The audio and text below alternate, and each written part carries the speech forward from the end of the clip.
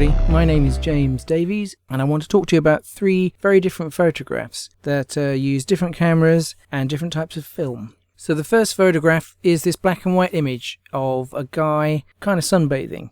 This was taken with an Olympus MjuII camera with Kodak BW400CN 400 film, and I took it in a place called Menton in France, in the south of France, on the 30th of July 2014. I was on a family holiday over in France and I went for a walk that morning. We were staying in the next town up, a place called Roquebrune, and I'd always been interested in Menton, so I went for a stroll up there. I actually needed to buy some swimming trunks. On my way back from my shopping trip, I was taking pictures all over the place.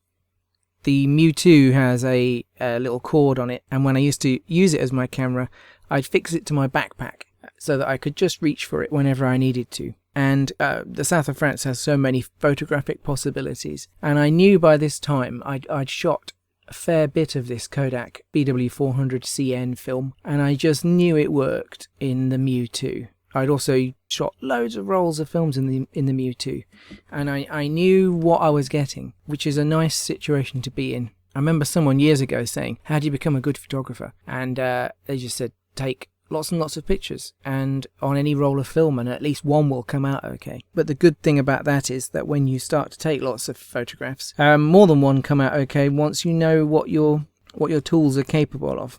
Now, the sad thing about this photograph is that Kodak stopped making the film. It was called Kodak BW400CN, and the CN stood for colour negative. So it was actually a colour film that it just happened to be black and white. They didn't include dyes to represent colours in the way that we want them to be. It's not in colour, it's in black and white. I don't know the full technical rationale behind it, but basically the great thing about it is you can take the film along to a normal film developer. You don't have to have specialist black and white gear. If the people who process your films just run a regular lab, a mini lab, they can stick this in with all their other colour films and they don't need to change the chemistry or anything, and you get back these great pictures. Whether the black and white negative, colour negative films like this will survive the test of time, I don't know. But I really loved this black and white film, this Kodak stuff. And yeah, they announced, I think it was in that year, that they were stopping making it. The other film that does exist out there that's like it is Ilford's XP2, and that still exists. But I'm going to say that there is a slight difference for me. I can't put my finger on what it is. Maybe it's because it's gone, but I love this film.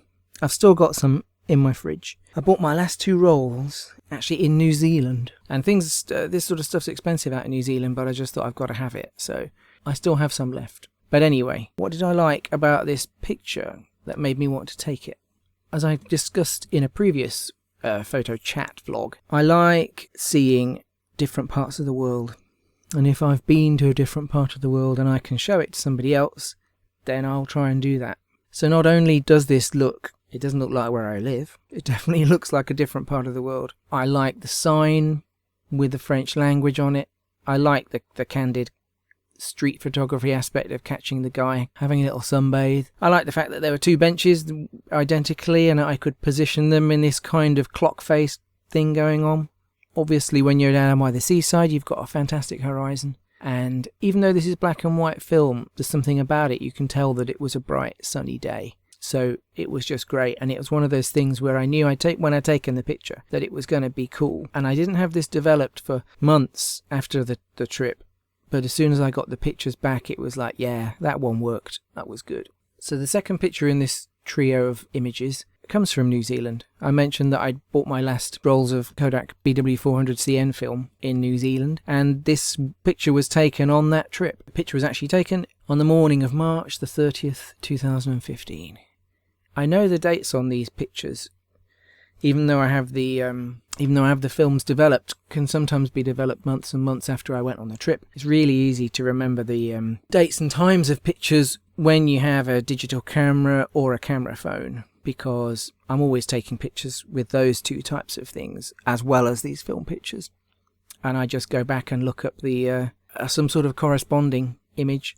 There's never usually for me much time elapsing between taking pictures, so I can usually string something together after the fact. I don't have notebooks or write things down. I don't know why. It's just not something that I've ever done or can see myself doing. But yeah, I spent 3 weeks touring New Zealand with a friend in 2015, and we drove thousands of kilometres across both islands. And this was when we were on South Island, and we stopped at a place called Nugget Point when we were driving from Owaka to Dunedin. And this picture was taken on a really cool combination of camera and film.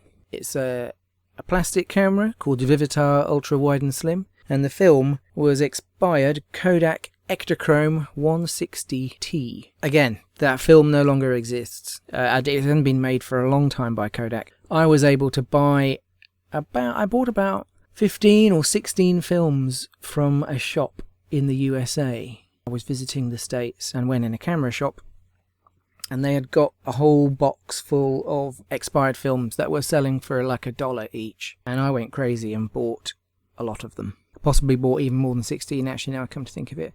But there were 2 or 3 of these Ektachrome 160T films.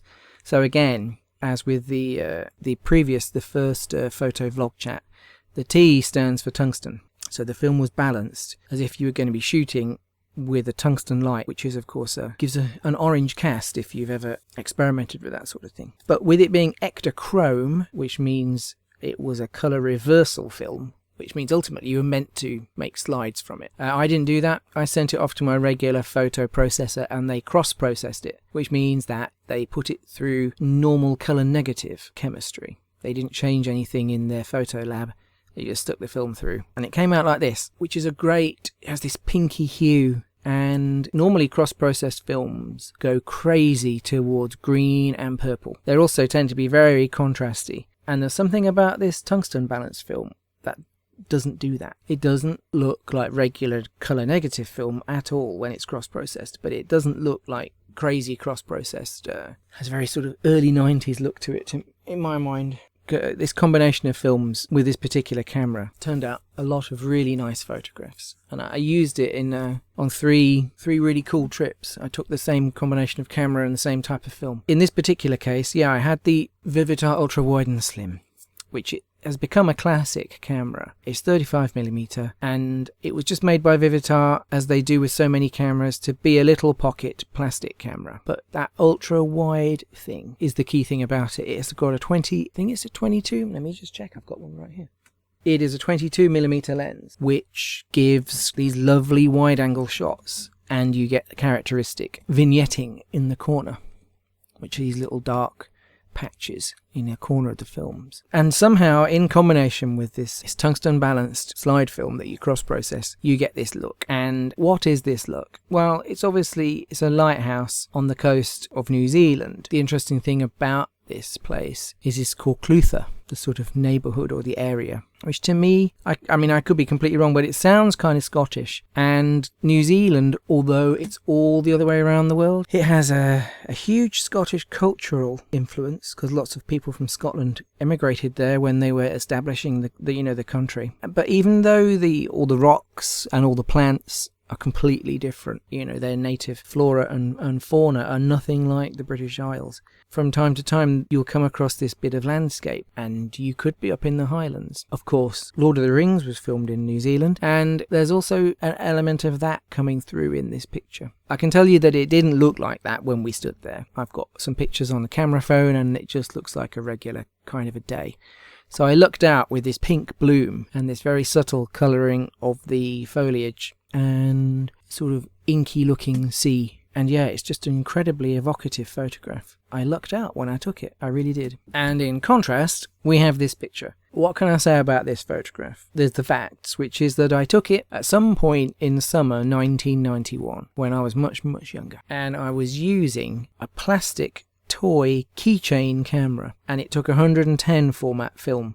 110 format is a little cartridge film, part of Kodak's Instamatic concept. So the film sits in a plastic cartridge, you don't thread it or anything, you just drop it in and out of the camera. And in the 70s and 80s, these were the cameras that a lot of people had. They were small, they fitted in your pocket, and it was just a no-brainer. You just pointed and clicked and that was it. A regular Kodak actual camera would very often come with a glass lens and some nice exposure, stuff and a flash and would take reasonable pictures on 110 film, even though the negative size is, I think it's definitely below half frame 35mm. But this plastic keychain camera, I can't remember where I got it from, but it had a plastic lens, was very basic. It just basically clipped around the middle of the cartridge. The actual cartridge, which normally inside a camera would go inside and not be seen. It poked it out either side from this camera. And the result is, well, it's partially this. So I went out driving. I was in Lincolnshire, where I used to live, out in the fens. And this is taken near a place called Stickford, which is a village near where I used to live. I've since looked on Google Earth for where this is and I can't find it. But I know why I took it, because I was driving around in the fens and I saw Fodderdyke, a sign for a place called Fodderdyke. So in Lincolnshire, the land is very flat. You might be able to see it on this picture, but it's really flat. A lot of it was reclaimed marshland, and so the water, in order to get the water to drain off the fields, so it doesn't form big pools, they dig these ditches either side of the road. It also probably takes the water away from the road, and they're known as dikes. I know in Holland, a dike is a big earth embankment, but over in Lincolnshire, that's what a dike is. And Fodderdyke, it was just crying out to be taken. It's possible that I have the negatives, but this is actually a scan of the print. And the print, as you can see, has had a hard life. It's obviously got something spilt all over it on the right hand side and dirty. And I also spilt bleach on it on the left hand side and splattered some paint on it, evidently when I was painting. But it all comes together in an enchanting image, I'm going to say. To a lot of people, it's just a complete load of shit, and I don't have any problem with anybody thinking that way. But for me, one of the reasons I take... you can take photographs for a lot of reasons, but I don't take photographs for forensic proof of facts. I don't take a photograph saying this object is 7 centimeters wide and my photograph proves it by photographing it next to a ruler. I like to photograph things that are evocative, that stimulate my feelings, and that I also think will turn into something interesting once they're processed as well. Because you've got to remember, with film photography, you can't see it till it's processed. But the fastest you can do that is to take a picture, immediately run the whole film through black and white developing or color developing and get it back, but you're still talking a couple of hours, and a couple of hours makes a massive difference. So when I took this photograph, it was a random weekday afternoon in Lincolnshire in the summer of 1991 on a camera that wasn't very good on a film that had low resolution. But now, particularly because I can't find it on Google Maps, the street view, and I've driven all around it, in inverted commas, from a distance looking for this, I can see that the sign says Fodderdyke, less than a mile, some fraction of a mile, and that Stickford is, again, it's something like 2 miles. So you drive around you find Stickford on Google Maps and you look for this and it isn't there. But we can see that there is a junction. It's at least a T-junction. It's possibly a crossroads. There are fields with crops in. There are the telegraph and electrical wires in the background. I just looked for it and I can't find it. I know obviously this sign is gone. So this image already has a huge importance for me. It represents a place that has gone. It hasn't gone because they won't have dug up the road, but I can't go back to this place. It's reminding me of that time. Not necessarily that afternoon, but that time in my life. The accidental stuff that happened to the print, the things that have got spilt on it and stuff like that, they're also indicators of the passage of time. And they are indicators that even though we might talk about photographic evidence, that actually stuff happens to everything. Things don't stay pure. Other things that happen in life happen to the photograph. They don't happen to the thing that the photograph is representing. So that bleach isn't dripping down onto the field. It's only dripping down the picture of the field. But all the same, you look at this picture and it looks old and it looks faded and far away, like in the concept of, the past is a different country, they do things differently there. Past is a foreign country. So at some point I found this image in boxes of photographs, rummaging through them, and I thought I have to put that on the internet in my portfolio of photographs to share with people, to see what people think. So although I took the picture in 1991, I put it online in November 2012. And for all sorts of reasons, because I don't understand, or I can't tell you exactly why it's got over 3,000 views on Flickr, but it has a lot of likes. I think for the same reason that I like particular types of photography, this appeals to people who are attracted to distant and dreamy images. So there you have it, 3 very different images showing 3 landscapes. That's the central motif in all of these images. Maybe you like them, maybe you don't. Maybe my explanation has helped or actually spoilt what you think of these images. I don't really know. All I can say is go out and take photographs. And if you like the video, you could give it a thumbs up, leave a comment, or subscribe to the channel. See you next time.